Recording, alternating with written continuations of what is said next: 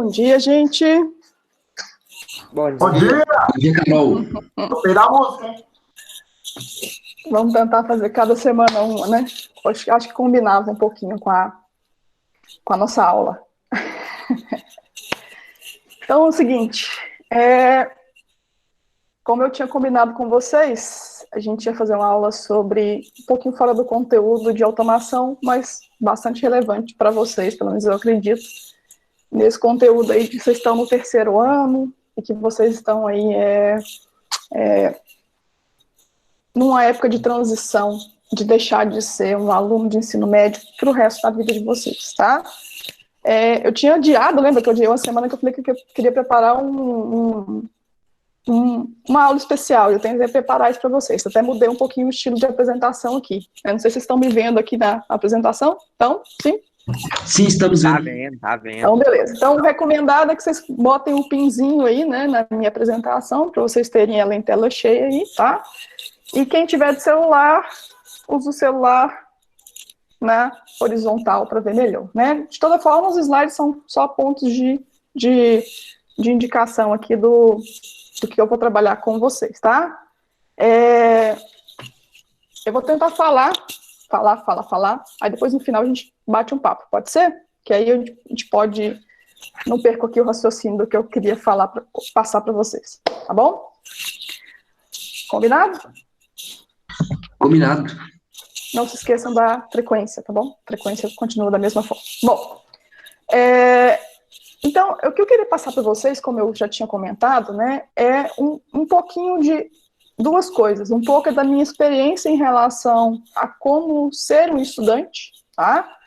E um pouquinho sobre o que eu aprendo sobre isso, né? Então, é uma mistura das duas coisas. Eu vou falar um pouquinho da minha experiência, um pouquinho de pessoas que entendem desse assunto muito mais que eu, e tentar passar para vocês alguns pontos que eu acho interessantes e importantes para vocês pensarem e tentarem, se tudo der certo, colocar isso em prática na vida de vocês a partir de hoje, se vocês já não colocam, tá? A Cíntia é uma professora que é da logística, ela, inclusive, faz uma palestra relativamente bem mais completa de conteúdo em relação a isso, mas eu queria fazer com vocês um bate-papo um pouco mais motivacional e menos técnico, tá? Mas, de toda forma, vou falar algumas coisas aqui sobre esse assunto, tentar apresentar um argumento para vocês compreenderem por que a gente dá algumas dicas para vocês, e às vezes você vai compreender por que você estuda bem ou não, o que você pode fazer melhor ou não, tá?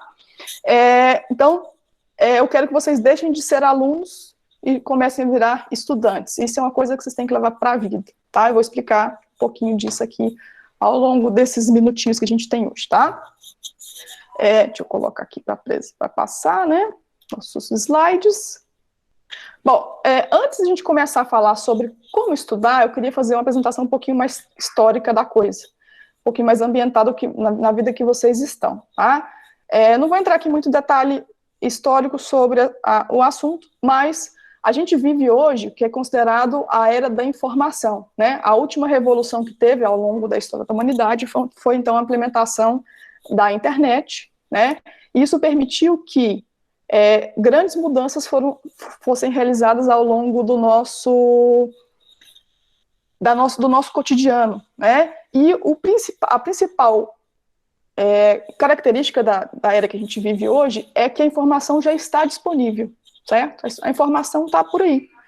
Hoje no Google você consegue encontrar qualquer coisa sobre qualquer assunto. Se você quiser estudar automação por CLP sem precisar assistir às aulas, você com certeza vai achar essa informação na internet, né? A informação está lá. Mas o que muda, qual que é a diferença entre você ter acesso à informação e ter o conhecimento sobre aquele assunto, né? É isso que às vezes falta definir um pouco na cabeça da gente, para a gente poder mudar um pouco o comportamento que a gente tem em relação aos estudos, né? Uma definição bem bobinha aqui de conhecimento, vou dar um Google aqui para você para falar, ó. Não, na verdade, não vou nem dar um Google. O que seria, então, conhecimento? É você, então, ter essa informação, mas ser capaz de processar essa informação para obter algum resultado, tá? O conhecimento, então, não é somente ter acesso àquela informação, é você saber interpretar aquela informação e aplicar isso para algum uso específico, né? E é isso que a gente tem que fazer, vocês têm que fazer na era de hoje, porque a informação já está por aí. E nosso papel como professor, na verdade, também não é mais esse retentor da informação. Isso mudou-se muito ao longo dos anos, né? A gente hoje é mais um curador da informação e um guia para vocês em relação a como chegar lá no conhecimento do que qualquer outra coisa, né? Nós somos muito mais uma pessoa que pega aquela informação grande e mostra para vocês o que é essencial e tenta guiar vocês ao longo disso. E é importante vocês terem isso em mente, porque, na verdade, se você souber usar bem as ferramentas de aprendizado, você talvez nem precisaria de nós aqui, professores. Na verdade, vocês vão chegar num ponto na vida que vocês vão ter que aprender por si só, né? E isso faz parte da evolução nossa como estudantes aí, né? Não só como estudantes, como seres humanos que estamos evoluindo aí, tá? Então, conhecimento é você saber pegar essa informação que está disponível já e aplicar isso para alguma coisa, para resolver um problema, para melhorar alguma característica da sua vida, enfim, para de forma geral, né? E outra coisa que é interessante a gente definir, para vocês tentarem entender onde eu quero chegar. Pare um minutinho para pensar em uma pessoa que vocês consideram inteligente, tá certo? Enquanto eu vou fazer um Google aqui. Tem aí na cabeça? Quem que é essa pessoa que você considera inteligente? Tá. E se a gente for definir o que é inteligência, tá? Definição de dicionário, tá, gente? Definição de Google aqui.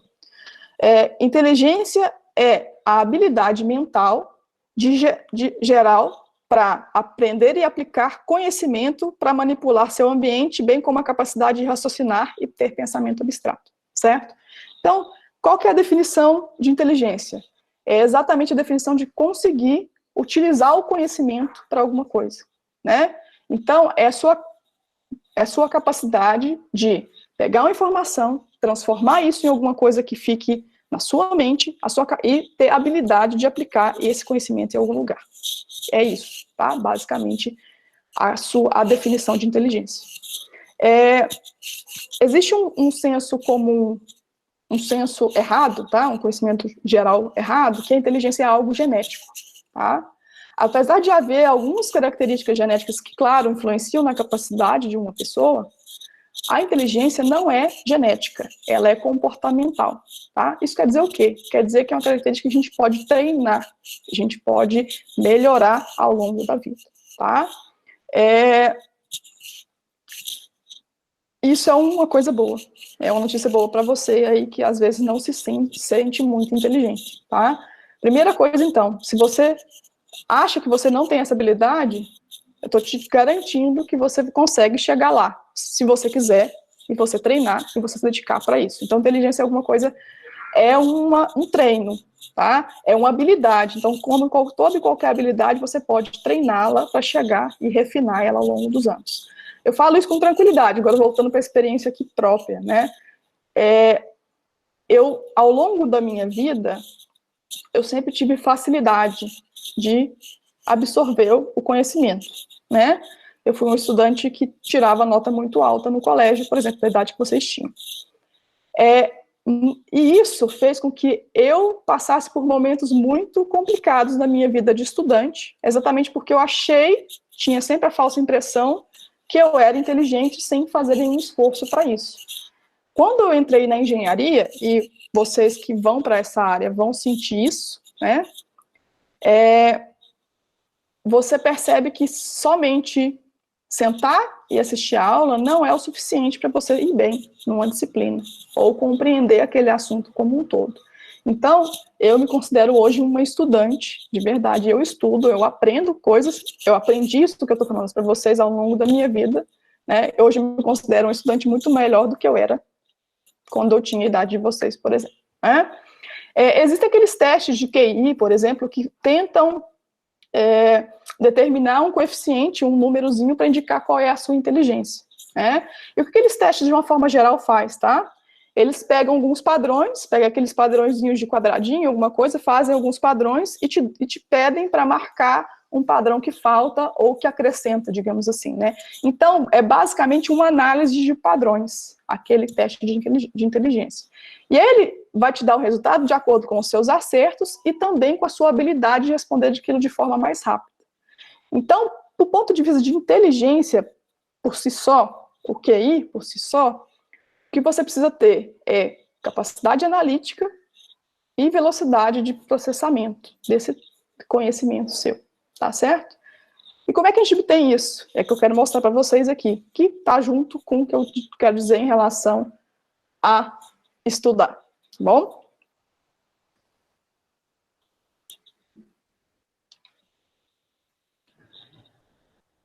Tudo bem até agora?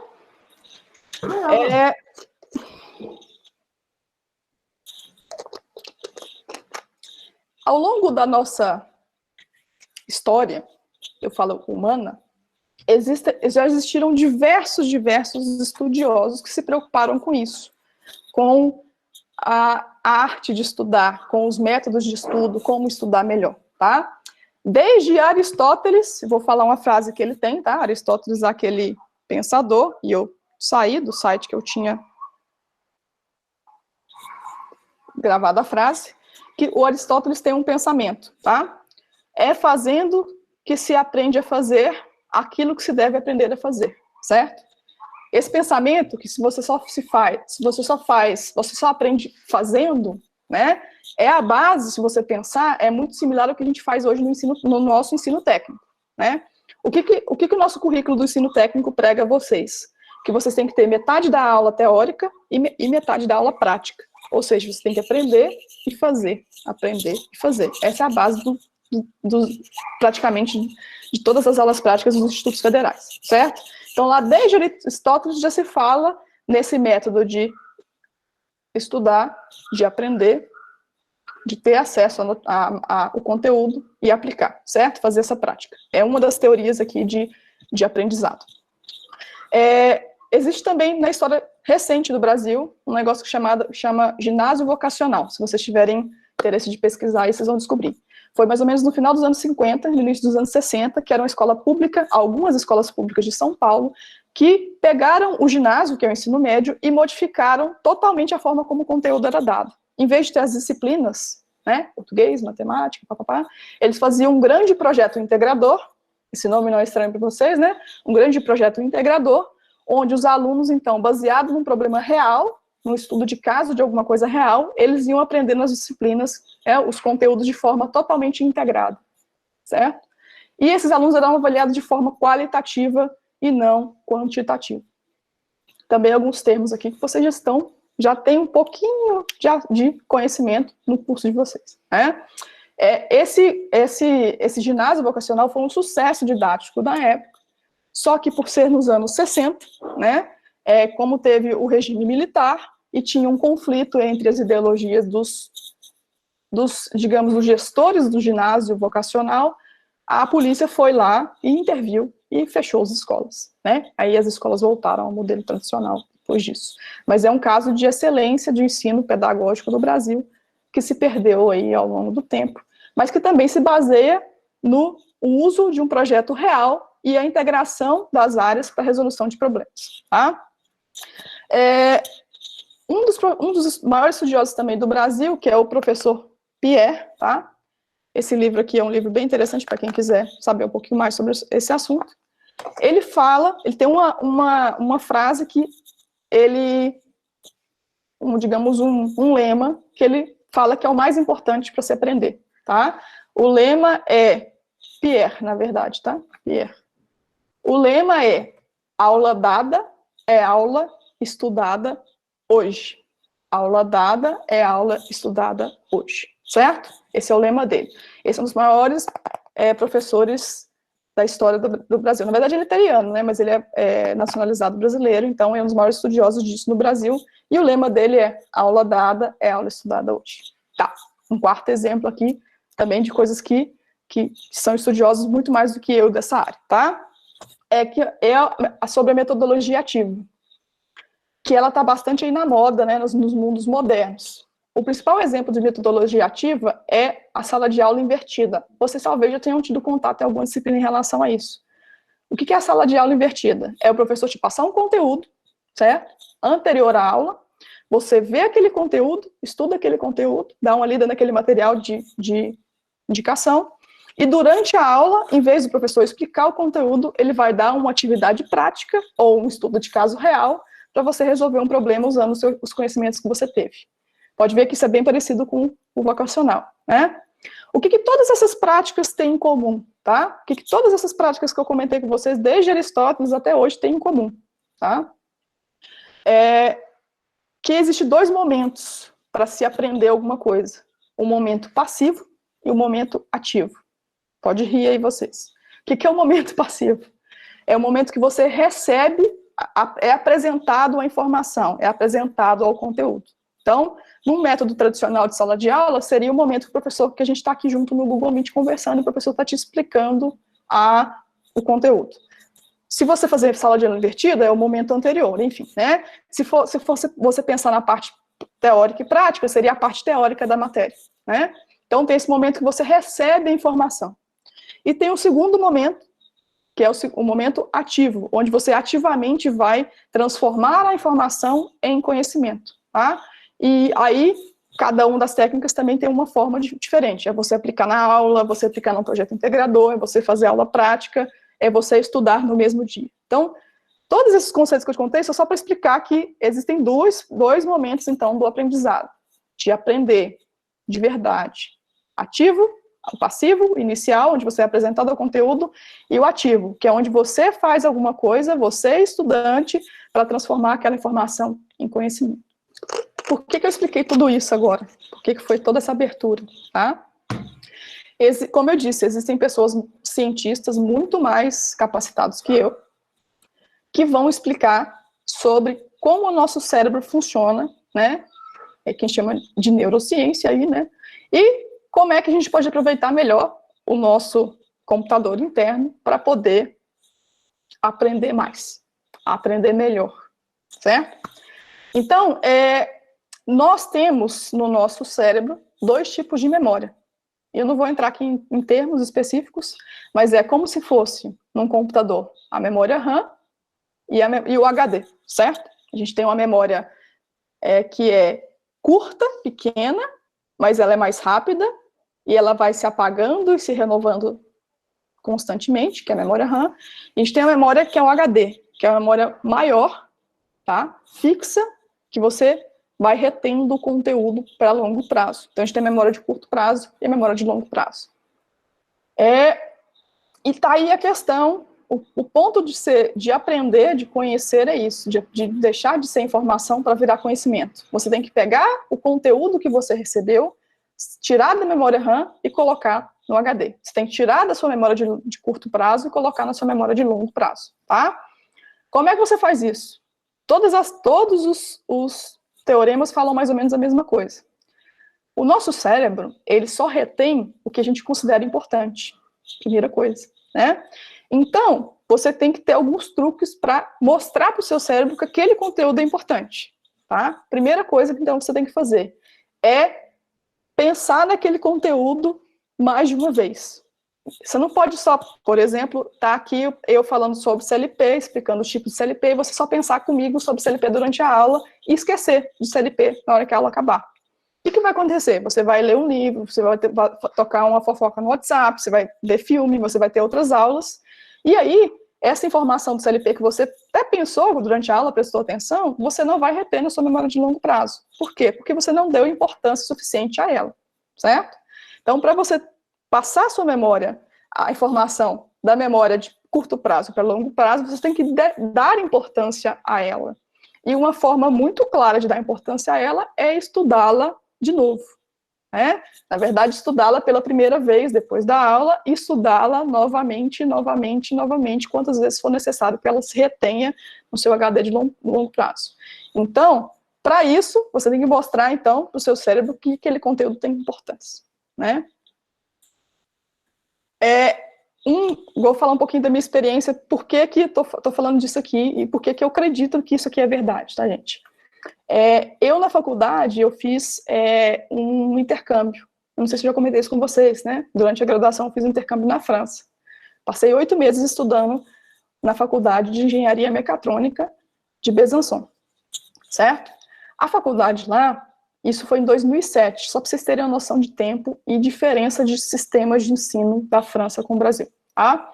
Eu estudei lá o último semestre da engenharia, tá?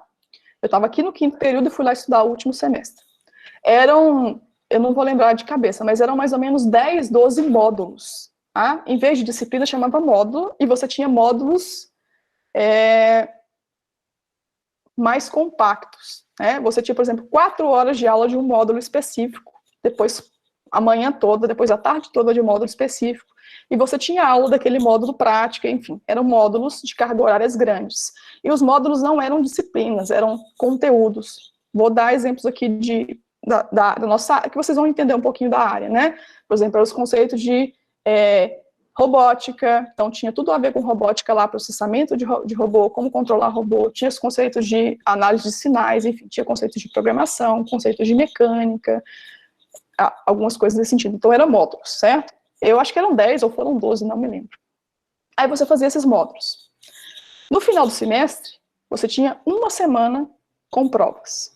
Uma semana com provas. Era uma prova por módulo, certo? A prova valia 100 pontos. E como eram muitos módulos, na verdade não era uma semana, eram 4 dias, 3 dias, eu não me lembro mais. Você tinha 3, 4 provas por dia. Aí você pensa, não sei se vocês estão pensando aí, o que eu pensei quando eu cheguei lá e descobri isso. Como é que eu vou estudar para essas provas? Né? Como que eu vou estudar para 4 provas no mesmo dia? Conteúdo do semestre inteiro, tá? E aí que tá. Os estudantes franceses, tá? Eles não usam o termo estudar para a prova. É tão cultural já isso neles, que eles falam, eu vou revisar para a prova. Isso não estou brincando, tá, gente? É verdade. Eu vou revisar para a prova. Na França, o sistema educacional é feito para que o aluno aprenda a estudar todos os dias, sempre, aquela disciplina, para quando for fazer a prova, ele só revise o conteúdo para poder fazer. Então, o sistema brasileiro, e eu vou falar um pouquinho sobre isso depois, tem algumas falhas em relação às teorias mais bem estabelecidas da neurociência sobre o estudo. Então, vamos entrar aqui um pouquinho sobre isso. Aí você para pensar, tá, professora, entendi. Eu entendi que eu preciso, então, sempre estudar um pouquinho o conteúdo que eu tive para poder armazenar ele. E estudar de novo, estudar de novo, estudar de novo. Né? E que é isso que vai fazer eu aprender e não fazer uma prova. Né? O que a gente faz, e eu falo a gente aqui, sistema educacional do Brasil, a gente faz que vai contra essas filosofias da neurociência, desse uso do cérebro, dessas memórias de longo prazo, curto prazo, que é como a gente retém a informação. Nós temos uma coisa, o IF tem uma coisa chamada semana de prova trimestral, certo? O que é a semana de prova trimestral? Então, é a semana que a gente marca lá a provinha que vocês têm, coloca 2 por dia, 3 no máximo, organiza, vocês sabem que ali vai estar as provas valendo 12, 14 pontos de cada disciplina, certo? Aí o que vocês fazem como bons alunos? Nós fomos treinados para fazer isso, tá? Na escola. Você vai, e aí amanhã você tem prova de matemática, né? Aí o que você vai fazer hoje? Você vai lá e, pega o livro de matemática e lê, estuda, né? Aí você, né, troca ideia com um colega, faz exercício, enfim, faz o que você faz para poder fazer a prova. Aí você dorme, às vezes você nem dorme, né? Às vezes a prova é à tarde, você estuda de manhã, mata as aulas de manhã, por exemplo, e vai lá e faz a prova. E tira uma nota, porque você estudou aquele conteúdo, certo? Então você sabe, naquele momento da prova, o conteúdo, e você consegue responder as questões do professor. Beleza. Passa uma semana, passa um mês, passa um ano. Quanto daquele conteúdo você consegue repetir, se o professor der a mesma prova de novo? A resposta é que a maioria de nós, alunos, né, a maioria dos alunos não consegue repetir aquela mesma prova depois de 1 ou 2 dias. Né? Quando você marca, por exemplo, uma segunda chamada, é muito comum de vocês pedirem um tempo para a segunda chamada. Vamos fazer a segunda chamada agora. Não, professora, eu preciso de um tempo para estudar. Por quê? Porque vocês estão preocupados em estudar para a prova. Né? e para tirar notas, e não estudar para aprender. Gente, é só uma reflexão aqui, tá? E é isso que, de certa forma, tem que mudar um pouco na mente de vocês, que estão saindo do ensino, estão saindo da escola, vocês estão saindo da escola e indo para o mundo real, a partir daqui. Vocês vão para a faculdade, ou vão para o mercado de trabalho, ou vão para a faculdade e depois para o mercado de trabalho. Isso tem que acabar, essa mentalidade de estudar para tirar nota. O mundo daqui para frente não se reflete mais em notas, certo? Então, lembre-se disso. Quando eu sei que é um pouco, eu estou indo contra o sistema, sim, você está indo um pouquinho contra o sistema, né, para ter um desempenho aí melhor. É um dos motivos que eu disse para vocês que esse ano não daria prova, principalmente se a gente estivesse no ensino remoto. Não faz muito sentido, tá? Outra coisa que é interessante, que também os estudiosos falam sobre isso, tá? O desempenho numa prova, ele não está diretamente relacionado ao seu conhecimento, tá? Porque o conhecimento é a informação que você retém para tomar alguma coisa tomar alguma atitude em relação àquela informação que você armazenou, né? Apesar de ter correlação entre como é que eu vou dizer? O desempenho da prova e o conhecimento. Tem uma correlação. Exatamente por isso que funciona você estudar antes da prova. Mas não é uma correlação direta. Desempenho em prova não é resultado de quanto você conhece. E essa é a dificuldade de nós, professores, de avaliar vocês. Como que eu vou saber se você sabe ou não? Certo? Isso é só para vocês refletirem aí. Mas não é, né? Se você for bem... Tem gente que vai bem na prova, que vai bem na prova, certo? Eu sou uma pessoa, por exemplo, que eu tinha facilidade extrema de fazer provas. Vestibular, eu acabava as provas mais rápido, as provas de bimestral, prova de marcar, e tem o desempenho em provas, principalmente essas de marcar, que são Enem, essas coisas, tem muito mais a ver com as outras habilidades da inteligência do que a habilidade do conhecimento mesmo. Um exemplo aqui, também não é exemplo, gente, não é um exemplo a ser seguido, mas só para vocês entenderem, né? Eu passei no vestibular, eu passei na UFO pelo PAES, que é aquele vestibular seriado. E na época, você fazia primeiro, segundo, terceiro ano, gente, não é exemplo, tá? Mas caíam todas as disciplinas e na UFO caía filosofia e sociologia. Na minha época de ensino médio, sociologia e filosofia não eram disciplinas obrigatórias. Eram disciplinas opcionais. Então, tinha as aulas na escola, mas você não era obrigado a ir. Eu gostaria de dizer que não é um bom exemplo, mas eu passei no vestibular, me saindo relativamente bem nas provas de filosofia e sociologia, sem ter nunca assistido uma aula do ensino médio, tá? Por quê? Porque eu tinha as habilidades suficientes para fazer as questões. Não era questão de conhecer, é questão de saber resolver questão. E são coisas distintas, tá? Que vocês têm que trabalhar as duas. Essas duas vocês têm que trabalhar agora. Vocês têm que ter o conhecimento, mas também vocês têm que ter essas habilidades de resolver questões, principalmente vocês que estão pensando aí em ir para as faculdades, né? Bom, tendo dito tudo isso, tá? Vamos ao que eu gostaria realmente que vocês escutassem. Eu só fiz alguns argumentos para chegar em algumas dicas para vocês. Dicas para estudantes, e não para alunos, tá? E algumas aqui são especiais para esse momento que a gente está de ensino remoto, de pandemia, tá? Mas também se aplicam ao mundo, nosso mundo real, digamos assim, tá? De aula presencial. Primeira dica que eu quero passar para vocês em relação a como ser o melhor estudante. Chama-se rotina, tá? Eu gostaria que vocês pensassem aí o que vocês faziam de rotina antes de ir para a escola, antes de ir para o IF, antes do ensino remoto.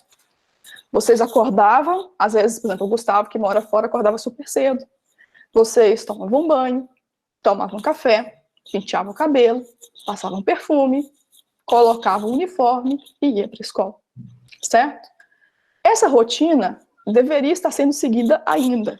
Você também deveria ter uma rotina para se preparar o seu corpo, sua mente, qualquer coisa, para o momento que a gente está tendo aqui. Então, minha primeira dica é isso. Tente manter uma rotina próxima do que você tinha no dia a dia do ensino presencial. Por exemplo, quantos de vocês colocam o uniforme para assistir a aula?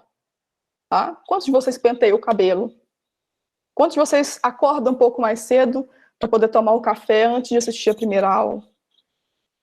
Né? Vocês podem ver que eu até me preparei aqui para mostrar a importância disso. Né? Professor, a gente precisa usar exatamente a roupa que a gente usaria para ir para a escola? Não, você não vai pôr um tênis, pôr uma calça jeans. Mas por que você não põe um uniforme, a camiseta do uniforme, e coloca, às vezes, uma bermuda que não seja aquela bermuda de ficar em casa largado? Põe uma bermuda que não te indique que você está em casa fazendo nada. Põe uma bermuda que tem a ver com um pouco de sair de casa, para você preparar seu corpo e sua cabeça para o estudo. Tá? Além dessas rotinas mais comuns de escovar os dentes, pentear o cabelo, etc., tem as rotinas básicas para um bom funcionamento do corpo. Dormir bem, se alimentar bem e fazer exercício físico. Tá? Eu peco muito nesse terceiro, mas estou dando a dica para vocês. É importante, então, você manter equilibrado a sua alimentação, o seu sono e se movimentar, porque nós estamos sentados aqui o dia inteiro. Então, sai daqui e movimenta mesmo, faz parte daí. Vai pegar uma bicicleta, vai jogar um futebol, vai jogar a bola na parede da sua casa, vai pular corda, sei lá. Arruma o que você gosta de fazer e se movimente. Né? Vai jogar um Just Dance, se movimente, tá? Então, a rotina tem que se manter mais ou menos adequada para que você coloque seu corpo no modo de produção, de produtividade, digamos assim, tá? Outra dica, que talvez alguém já tenha falado com vocês, mas eu vou repetir, né? O espaço que você ocupa para estudar tem que ser preparado para isso também. O que eu quero dizer com isso? Eu não sei quantos de vocês estão sentados na cama ou no sofá, tá? Parem, saiam do sofá, saiam da cama. Procurem um espaço na casa de vocês que você possa organizar especificamente para o seu estudo, tá? De preferência que tenha uma superfície plana, seja de mesa, né? E uma cadeira para você sentar, para você ficar assim com a tela, tá? Se for no celular, arruma alguma coisa, um suportezinho, por exemplo, para o celular ficar em pé, sem você precisar ficar assim, segurando, né? Ficar vendo aqui, aí você coça alguma coisa e tal, né? Espaço físico, então, você tem que preparar ele para isso. Monta um espaço físico que te agrade. Coloca um bonequinho que você gosta aqui perto de você, para você poder dar uma olhadinha. Fica perto de uma janela que tem uma vista legal, caso você tenha. Decore o espaço. Coloque, sei lá, coloque um quadrinho que você gosta. Coloque foto dos seus amigos para você olhar de vez em quando e dar uma relaxada. Organize o espaço, desde que seja o seu espaço para estudo. Se possível, use sempre fone de ouvido. Para quê? Para você se concentrar no que você está ouvindo no momento da aula. Né? Acabou a aula, vai estudar, pode tirar. Né? Mas para você assistir a aula, o ideal é você estar com fone. Para quê? Para os ruídos externos te atrapalharem menos. O seu irmão correndo na cozinha, o cachorro latindo, o caminhão de leite passando, te atrapalhar menos. Então, também foque aqui, né, em ter esse elemento aqui de concentração. Outras coisas sobre o seu espaço físico. Deixe sempre à mão aqueles, vamos dizer, o que te faria levantar da mesa, certo? Deixe aqui na sua mesa o que te faria levantar da mesa por qualquer motivo. Água, você vai levantar para ir na geladeira? Não. Pega a água, põe na geladeira, depois tira da geladinha e deixa na mesa para você beber água. Ah, eu sinto fome no meio da aula. Pega lá uma bolachinha, uma maçã, sei lá que você come e põe lá na mesa, tá?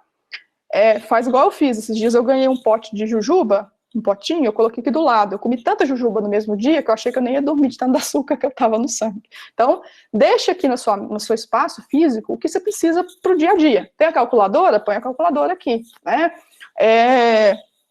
Sei lá, quer pôr um negocinho para colocar um cheirinho, né? Um incenso, tudo. Organize a mesa de forma que ela fique do seu agrado e também apta para o estudo, né? Outra dica também sobre espaço físico. Você coloca suas coisas aqui, às vezes coloca o livro que você vai usar, coloca o caderno, os lápisinhos, tenha acesso aos lápis de cor que você usa, as canetinhas coloridas que você usa para estudar bem a sua mão. Você vai passar o dia inteiro ali estudando, assistindo aula, estudando, vai virar uma zorra. No final do dia, organiza tudo, para quando você for começar no dia seguinte, o ambiente está limpo e agradável para você se sentir bem ao sentar, certo? Então, mais ou menos essas dicas aí de espaço físico. Se você não tem esse espaço ainda, procure ter, porque para vocês, para essa rotina de vestibular vai ser muito importante, porque mesmo que a gente volte para a escola no ensino presencial, vocês vão ter que ter esse espaço para estudar em casa para o vestibular, para o Enem, tá?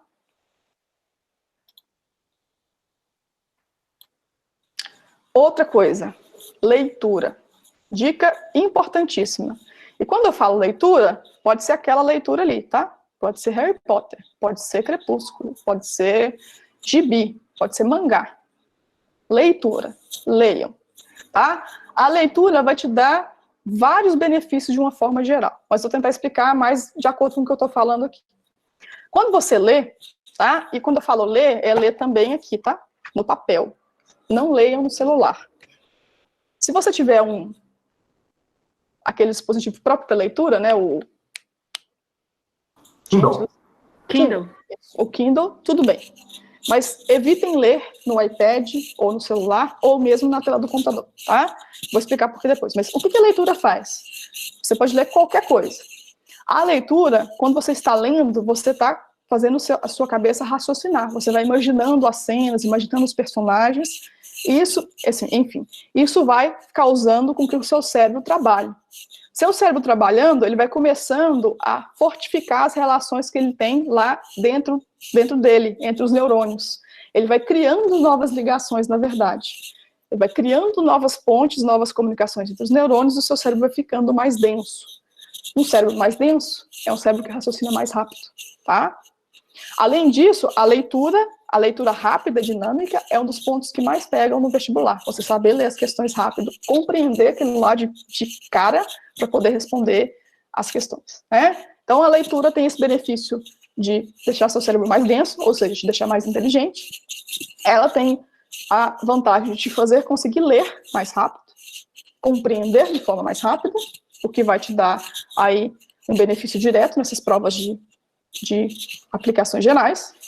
Ela vai aumentar seu vocabulário, aumentar sua compreensão do mundo, etc, etc, etc. Mesmo que seja Harry Potter, mesmo que seja qualquer livro, mesmo que seja mangá, certo?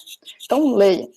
A diferença entre ler numa tela e ler no papel, ou no Kindle, que é o Kindle diferente dos tablets normais, é que quando você lê no papel, você está lendo, como é que eu vou dizer? A luz bate na folha e você lê a não luz, né? A folha absorve, né? As letrinhas escuras absorvem a luz e você visualiza essa absorção da luz. O celular é o contrário. O princípio do celular é o contrário.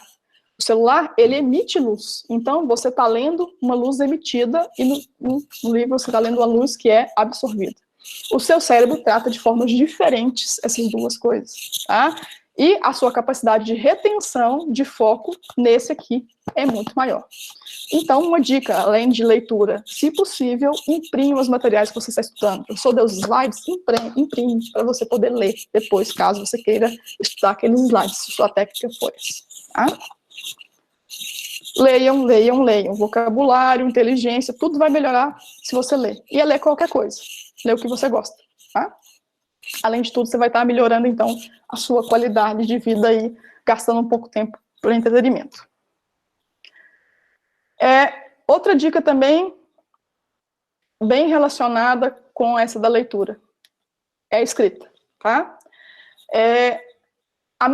Existem diferentes formas de estudar, diferentes técnicas e tal, mas uma das formas que é mais também universal, de se absorver alguma coisa, algum conhecimento, alguma informação e transformar esse conhecimento, é anotar, tá? Eu assisti a palestra da Cíntia que ela deu semana passada, só para mostrar para vocês aqui. E eu usei essas anotações para hoje, tá? Durante a aula, eu fiz essas anotações. Durante a aula dela com as turmas do primeiro ano, eu fiz essas anotações. Então, se você não tem esse costume de anotar, talvez seja a hora de começar, tá? Não precisa, gente. Professora, eu vou rabiscar, vou errar a palavra. Não tem problema. Faz o que você quiser. Anota do jeito que você achar. Anota. Escreve. O importante é você escrever. Deixa eu mostrar aqui também. Eu faço MBA, eu já contei isso para vocês, né, em EAD. Esse aqui é meu caderno. Ó, eu vou anotando as aulas que eu vou assistindo e tal, tal. Bom, enfim, anote, tá? Professor, você não conseguia anotar durante a aula. Uma boa técnica, e a atividade de hoje, para vocês, é você anotar depois que a aula acabar, tá? Então, depois que a aula acabar e você tiver um tempo, né, você almoçou e tal, você vai sentar seu bumbum na cadeira, no seu lugar de estudo, e você vai escrever tudo que você lembra daquela aula, tá? O que você pôr no papel é o que você entendeu, né? Não veja a aula gravada de novo, assista tudo de novo para anotar, não. Anote o que você entendeu. Primeira coisa, põe no papel, então. Põe no papel durante a aula ou depois da aula, não importa, tá? Aí, depois que você pôs no papel, quando você for estudar novamente, você pode retornar o papel e talvez melhorar aquilo ali. Fazer, como você escreveu de forma meio bagunçada, faz agora com algumas marcações em colorido, destaca as palavras mais importantes, faz um mapa mental, sei lá, usa a técnica que você achar para reescrever aquilo ali de uma forma que fique mais clara e mais objetiva, né? Quanto mais você fizer isso, mais anotações você faz, melhor é para o seu aprendizado.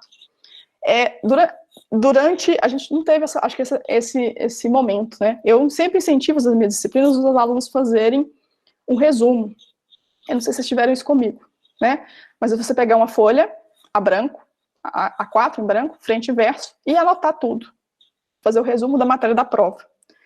É o que a gente chamava na minha época, tá? Na minha época que eu tinha a idade de vocês, então, na verdade, da idade de faculdade, de bizu, tá? É você, então, pegar uma folha e fazer aquele colão da matéria. Se você fizesse essa cola muito bem feita, escrever, você realmente está escrevendo ali o que você está entendendo da disciplina e vai lendo os slides e organizando da forma que você achar melhor naquela folha, quanto mais você fizer isso bem feito, menos você vai precisar usar ele durante a prova, tá? Então, também uma experiência aqui, um exemplo que eu vou dar para vocês da minha vida, que não é um bom exemplo, tá? Eu fazia isso na faculdade. A gente tinha... As calculadoras não é igual essas Cassius, as calculadoras eram as calculadoras de engenharia, né? E as M50, as M48, elas têm uma memória interna, que você consegue colocar um arquivo em TXT, basicamente, né? Aquele bloco de notas. Eu era, na minha turma, a responsável por criar os bizus. Então, eu pegava a matéria e fazia um resumão. E a gente passava para todas as calculadoras da sala, certo? Não é um bom exemplo a seguir, tá? Mas o que eu tirei disso, da minha experiência pessoal? Eu era aluna que nunca usava o bizu. Porque, como fui eu que escrevi, e eu tinha que fazer a questão de fazer bem feito, para poder caber na telinha daquela calculadora, e você passar para baixo, trocar de tópico, né? Tinha toda uma organização para mostrar aquele bizu na calculadora dos colegas. Eu sabia o conteúdo de cor. Eu não precisava de usar ele, né? Alguns outros utilizavam, mas eu não. Então, a dica é, escreva, né? Escreva, faça anotações, que isso vai ajudar a sua compreensão, o seu entendimento do assunto. Existem outras técnicas de estudo, não vou entrar aqui nos detalhes, porque eu para ser sincera, nunca usei, né, como estudante, então, e nunca aprendi a usar, então não fazia sentido eu passar para vocês. Mas existem mapas mentais, aquelas técnicas de Cornell, até aquela técnica de você simplificar o assunto para explicar como é para uma criança, enfim, existem outras técnicas, mas anotar a matéria de alguma forma já é uma grande melhoria, para caso você não tenha feito isso até hoje, tá? Por que eu tô falando isso? Como eu tô explicando para vocês? Por que eu tô insistindo tanto em fazer vocês saírem desse comodismo que vocês estão de ser alunos do IF e estão aqui no ensino remoto, já tá meio acostumado como é que tá, o que faz ou não para tirar sua nota, para virar estudante de verdade, tá? Como eu disse, vocês estão saindo daqui. Ano que vem vocês não estão mais no IF. Vocês estarão aí no futuro, na vida de vocês. E o mundo profissional, vocês estão vivendo uma fase muito mais complicada do que eu e muito mais complicada que meus pais, por exemplo, né? De futuro profissional, tá? Porque o mundo está mudando muito, né? A tecnologia está crescendo numa velocidade que as profissões têm que se mudar muito ao longo do tempo. Na época do meu pai, por exemplo, né, da geração do meu pai, o que você precisava para ser um profissional de sucesso, alguém de sucesso? Você precisava entrar numa empresa e ficar nela, e se dedicar a ela 30, 40 anos, certo? Isso é muito característica do pessoal da geração anterior. A minha geração já sofreu um pouco de mudança, né? Quantos dos pais de vocês, eles são novinhos que nem eu, né, mudaram de carreira? Fizeram uma formação, mas trabalham em outra coisa, né? mudou muito, o mercado, o mundo vai mudando, e isso vai mudando as nossas vidas profissionais. Vocês ainda têm mudanças a mais, né?